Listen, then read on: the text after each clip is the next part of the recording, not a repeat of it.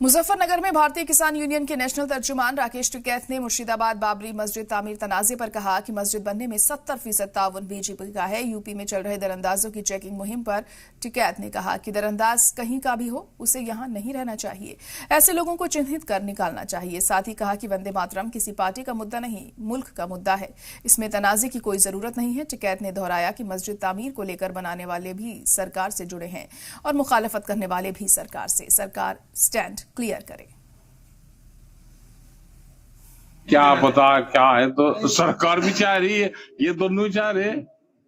भाई बनाने वाले भी सरकार ही है और विरोध करने वाले भी सरकार। इसे बीजेपी तो बनवाए नहीं, और कौन बनवा रहा है इसे?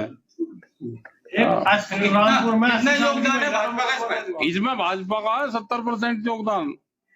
हाँ, वही बनवाओगी सर।